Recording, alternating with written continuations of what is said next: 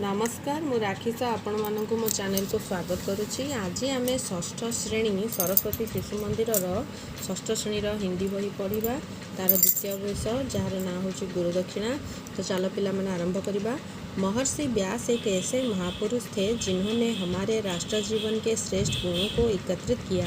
महर्षि व्यास एभली एक महापुरुष थिले जिए कि आमर राष्ट्र जीवन श्रेष्ठ गुण गुड़ी को एकत्रित कले और उन गुणों के आधार पर एवं सही गुण गुड़िकर आधार उपर आचार तथा विचार का समन्वय करके आचार तथा विचार समन्वय करके संपूर्ण मानव जाति का मार्गदर्शन किया। संपूर्ण मानव जातिर मार्गदर्शन करथिले। इसीलिए व्यास जी ही जगत के गुरु कहलाते हैं। एथिपाई ही व्यास जी को जगतर गुरु बोली कहा जाता है।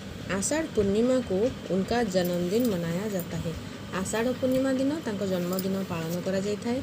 इसीलिए इस दिन को गुरु पूर्णिमा या व्यास पूर्णिमा कहते हैं। सेथिपाई यही दिनटी को गुरु पूर्णिमा व व्यास पूर्णिमा कहा जाए।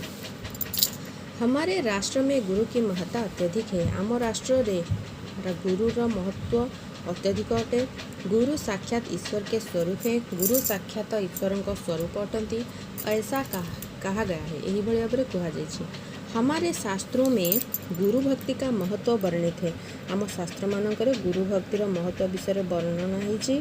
गुरु कैसे होने चाहिए, गुरु किपरि हवा दरकार, गुरु किन्हें मानना चाहिए, गुरु काहा को मानिबा उचित आदि का वर्णन हमारे शास्त्रकारों ने किया है। आदिर वर्णना आम शास्त्रकार माने करिसेंती। इन शास्त्रकारों द्वारा वर्णित गुरु के लिए आवश्यक सद्गुणों को किसी एक ही व्यक्ति में पा सकना असंभव सा है। शास्त्रकार मानक द्वारा वर्णित गुरु पर आवश्यक सद्गुण गुड़ी को जेकोसी गोटे व्यक्ति पाखे पाइबा असंभव अटे। हम जिन गुरु की पूजा करते हैं उनके गुणों को भी अपनाना चाहिए। आमें जो गुरु को पूजा करूँ तांको गुण गुड़ी को भी अपनाइबा उचित। यदि हम उन गुणों को जीवन में नहीं अपनाएंगे, जदि आम से गुण गुड़ी को जीवन में न अपनेबा तो कर्तव्य की पूर्ति नहीं होगी। ताहले कर्तव्यर किसी पूर्ति हब नहीं।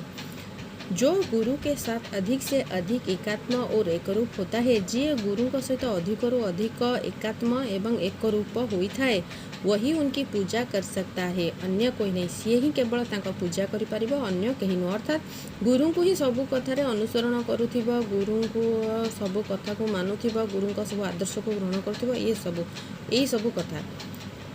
आज हम गुरु के रूप में मनुष्य की ही नहीं भगवत ध्वज को भी गुरु की मान्यता देते हैं। आज हमें गुरु रूप में मनुष्य को खाली नुहे भगवत ध्वज को भी गुरुर मान्यता देउछु।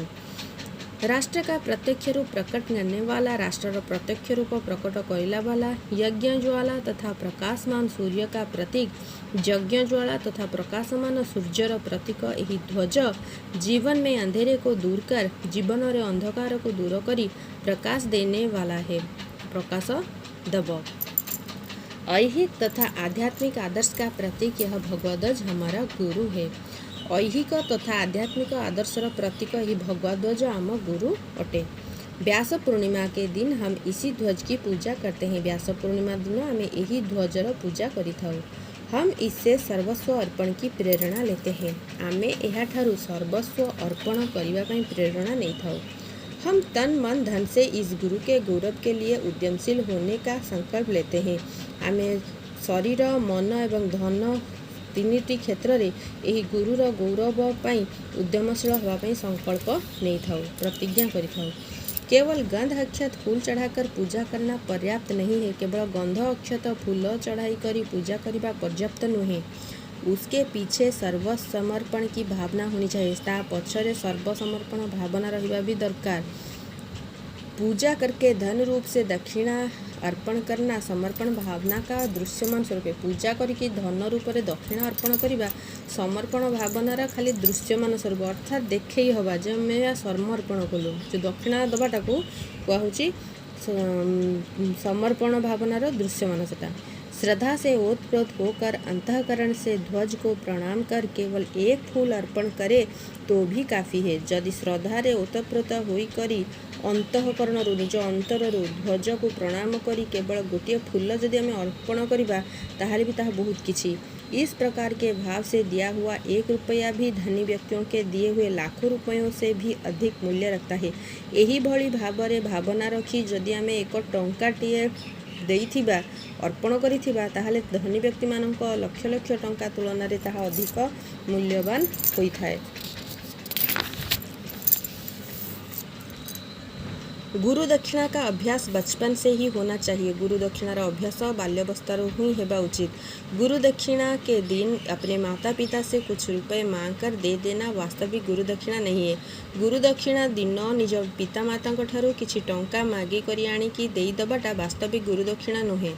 प्रतिदिन या साप्ताहिक अपने जेब खर्च से कुछ पैसे बचाकर संग्रह करना चाहिए। प्रतिदिन बा साप्ताहिक भाव में निज पॉकेट मनी रु किछि टंका बा पैसा बंचाई करी संग्रह करना उचित। इस प्रकार साल भर के एकत्रित इन पैसों को गुरु दक्षिणा में दे देना चाहिए। यही भली भाव में वर्ष सारा तमे जेतिकी टंका एकत्रित करिथिबो सेही टंका गुड़ी को गुरु दक्षिणा रूप में देइदबा उचित। इससे संचय प्रवृत्ति का भी विकास होता है। यह द्वारा तुमर संचय प्रवृत्तिर भी विकास होता है। संचय केमती करा जाए ताहा सीखी परिबो। गुरु दक्षिणा अर्पण करने से मन में त्याग की भावना भी उत्पन्न होती है। गुरु दक्षिणा अर्पण करने द्वारा मन मध्य त्यागर भावना भी उत्पन्न होता है। त्याग की भावना से सर्वस्व समर्पण करना चाहिए। त्यागर भावना रखिकी सर्वस्व समर्पण करने उचित ऐसी अपेक्षा है। यही आशा करा जाउछि। एही भाव में गुरु पूजन माने यह ही आशा करा जाउछि। गुरु पूजन के दिन ऐसा संकल्प लेना चाहिए। तो गुरु पूजन दिन आमको यही भाव में संकल्प नबा उचित। यह दक्षिणा राष्ट्र निर्माण के काम में आती है। यही दक्षिणा राष्ट्र निर्माण कार्य रे आसी थाए। हमें बहुत ही कम समय में सामर्थ्य संपन्न राष्ट्र का निर्माण करना है। आमको बहुत ही कम समय रे गोटे सामर्थ्य संपन्न राष्ट्र निर्माण करिवार अछि। तो तले शब्दार्थ दिया जाइछि आपको देखि नबा ता अर्थ दिया जाइछि। तापरे विषय प्रश्न उत्तर अछि। मु परवर्ती वीडियो रे विषय प्रश्न उत्तर को यही चैनल रे सेंड करिवि। जदि आपण मानकु मो वीडियो पसंद आसी थाए तबे दयाकरी मो चैनल टी को सब्सक्राइब करंतु, लाइक करंतु एवं शेयर करंतु। धन्यवाद।